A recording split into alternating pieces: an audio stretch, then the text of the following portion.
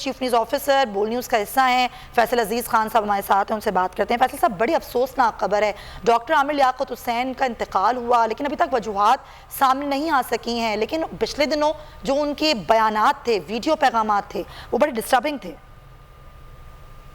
جی، بہت افسوسناک خبر ہے۔ ایک بہت بڑا نام، انہوں نے اپنی زندگی میں بہت شہرت کمائی، ٹیلی ویژن پہ مختلف قسم کے پروگرامز کر کے، اور سیاست کے ذریعے بھی انہوں نے بہت شہرت بنائی، اور کنٹروورسیز کے اندر وہ رہتے تھے، لیکن یہ کہ لوگوں کے دلوں پر چھائے رہے بہت لمبا عرصہ عامر لیاقت حسین اپنے پروگرامز کے ذریعے، اپنے مذہبی پروگرامز کے ذریعے، رمضان ٹرانسمیشنز کے ذریعے لوگوں کے دلوں پہ زیادہ تھیں، اور وہ ذہنی دباؤ میں تھے۔ وہ جب بات کرتے تھے تو بھول جاتے تھے وہ کیا بات کر رہے ہیں، انہیں ان کے بارے میں ان کے قریبی لوگ فیصل صاحب، اگر ہم بات کریں کہ جو نالج تھی، جس طرح وہ شوز کیا کرتے تھے اور عالم آن لائن سے ہٹ ہوئے اور اس کے بعد پھر دیگر اس طرح کے شوز کیے، رمضان ٹرانسمیشنز کی، تو اس میں کوئی شک نہیں کہ ان کے پاس علم بہت تھا۔ فیصل صاحب کیا کہیں گے؟ دیکھیے، میں نے عامر لیاقت حسین کا ایجوکیشنل ٹائم بھی دیکھا ہے۔ جب وہ ٹیلی ویژن میں آئے تب ان کے ساتھ کام کیا ہے، جب انہوں نے پاکستان میں انقلاب برپا کیا ٹیلی ویژن کے ذریعے تب بھی ان کے ساتھ کام کیا ہے، جب وہ بول آئے تب بھی ان کے ساتھ کام کیا ہے۔ وہ جس خوبی سے گفتگو فرماتے تھے، جس خوبی سے ان کو چیزیں یاد رہتی تھی، دین کی بہت سارے معاملات کے اوپر جس طرح وہ پروگرامز کرتے تھے، وہ پاکستان میں پہلے نہیں ہوا تھا۔ بالکل ایک شخصیت اتنی اسٹرانگ تھی، ٹیلی ویژن کیمرے کے سامنے کسی بھی صورت میں دو چار چیزیں انہیں آپ بتا دیں اور وہ ایکسٹرا آرڈینری پروگرام کرتے تھے۔ بول پر ان کے جو ایسا نہیں چلے گا جو پروگرام تھا وہ دنیا میں ہٹ ہوا، ایکسٹرا آرڈینری ہٹ ہوا۔ انہوں نے ایسے پروگرامز کیے۔ اب میرا خیال ہے کہ ان کے مقابلے کا ٹیلی ویژن کے اوپر پاکستان میں ان کے ٹائم میں کوئی ان کے مقابلے کا اینکر نہیں آیا۔ عامر لیاقت حسین نے ٹیلی ویژن کے اوپر، اور ڈیبیٹر بہت بڑے تھے، جو ڈیبیٹنگ ہوتی تھی کراچی میں شاید ان سے بڑا کوئی، کالج لائف میں تھے اس وقت بھی ان سے بڑا کوئی ڈیبیٹر نہیں تھا، اس کے بعد میں نہیں تھا، اور بہت ہی خوبصورت نعت خواں تھے، بہت خوبصورت نعتیں پڑھتے تھے، اور ان کو بہت شوق تھا۔ انہوں نے ایک روایت ڈالی، انہوں نے نعتوں کو ریکارڈ کرانا شروع کیا، اور وہ نعتیں پھر ان کی رمضان ٹرانسمیشن کا حصہ بنتی۔ پھر انہوں نے سیاست کے اندر ایک الگ قدم رکھا، متحدہ قومی موومنٹ میں بہت ینگ پارلیمنٹیرین کے اندر شامل ہوئے، جو ان کے خطابات پارلیمنٹ کے اندر ہوتے تھے وہ نقش ہوتے تھے لوگوں کے ذہنوں میں۔ ابھی بھی جو وہ سیاست کر رہے تھے وہ out of the way, out of the box کر رہے تھے، الگ سیاست کر رہے تھے۔ عمران خان کے خلاف جا کے کھڑے ہو گئے تھے ان سے ملاقاتیں کرنے کے بعد۔ ان کا نقطہ نظر کسی کو اچھا لگے برا لگے، لیکن وہ الگ ہوتا تھا۔ اسی طریقے سے وہ ایم کیو ایم کے اندر بھی الگ ہی مانے جاتے تھے، پی ٹی آئی کے اندر بھی الگ مانے جاتے تھے، تو کنٹروورسیز کے اندر رہتے تھے اپنے نقطہ نظر کی بنیاد پر۔ اب لوگ ان کی زندگی کے اندر ہیں، اس سے متعلق مختلف آرا رکھتے ہیں، لیکن میرے نزدیک ان کو ان کے والدین، ان کی والدہ سیاست میں تھی، ان کے والد سیاست میں تھے، ان کے والد متحدہ قومی کے ڈپٹی کنوینر رہے، ان کی والدہ جو ہیں وہ پیر صاحب پگارا کے بہت قریب رہیں، وہ مسلم لیگی تھیں، انہوں نے بہت بڑا رول پلے کیا پیر صاحب پگارا کے ساتھ سیاست کے اندر۔ تو والدین ان کے دونوں سیاست کے اندر تھے، دونوں کا بہت بڑا رول تھا۔ عامر لیاقت حسین کو ان کی تربیت کی وجہ سے، والدین کی تربیت کی وجہ سے سیاست بھی ملی اور تعلیم بھی ملی۔ اب انہوں نے جو عروج پایا، جو انہوں نے چیزیں پائیں، میں مجھے یقین نہیں آ رہا کہ عامر لیاقت حسین اب ہم میں نہیں ہے۔ یہ تصویر دیکھ کر جو تھوڑی دیر پہلے مجھے ملی، یقین نہیں آ رہا کہ عامر دباؤ میں ضرور تھے، ان کے ساتھ بہت سارے مسئلے چل رہے تھے، ان کا نقطہ نظر میں فرق تھا۔ وہ بالکل ہمیشہ ویسے بھی ٹیلی ویژن کے اندر بھی جب کام کرتے تھے تو ہر چینل کے ساتھ وہ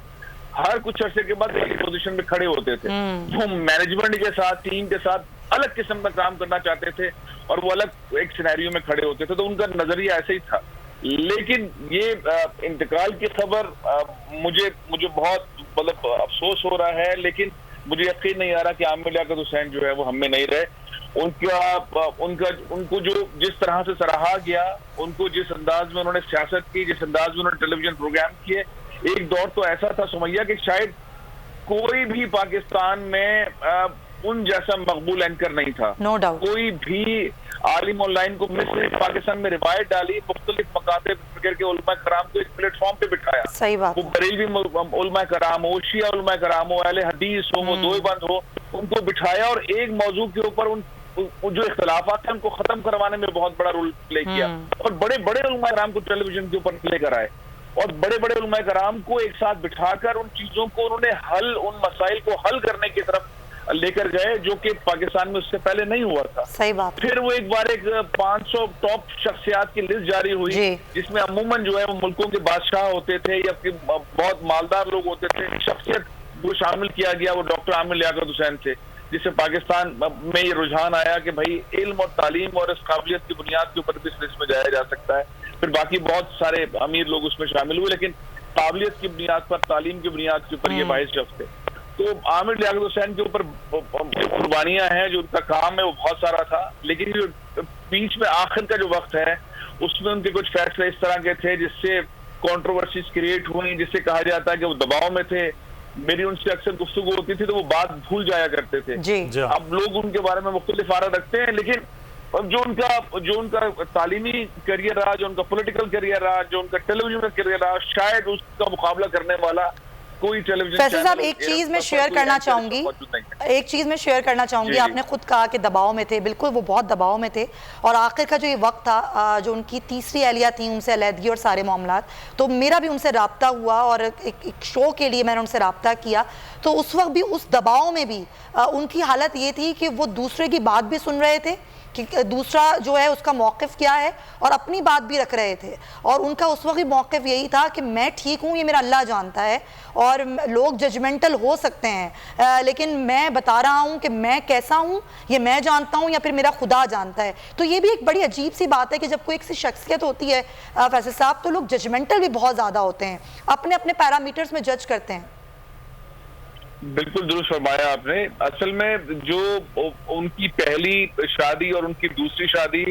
اور ان کی تیسری شادی, اس سے متعلق لوگوں کی مختلف آرا رہی ہیں, اور ظاہر ہے کہ جتنی بڑی پرسنالٹی ہوتی ہے لوگ اپنی رائے رکھتے ہیں, رائے دیتے ہیں. ان کو دھچکا جو ہے وہ اپنی تیسری اہلیہ کی کچھ ایکشنز, کچھ ان کی حرکتوں کی وجہ سے زیادہ لگا, لیکن وہ احترام کرتے تھے اپنی پہلی اہلیہ کا بھی مسلسل, دوسری اہلیہ کا بھی احترام کرتے تھے. یہ تو ظاہر ہے کہ ان کا شرعی معاملہ تھا, انہوں نے نکاح کیے اور انہوں نے, لیکن اس میں کوئی شک نہیں کہ ان کی شخصیت کے اندر یہ چیز تھی, اور وہ برملا کہتے تھے, مطلب اس کے اندر وہ خوف آ رہا, ان کا معاملہ نہیں تھا کہ میری شادی یہ نہیں ہے یا میں ان سے شادی نہیں کی ہے, تو وہ کھل کر بات کیا کرتے تھے سارے معاملے میں.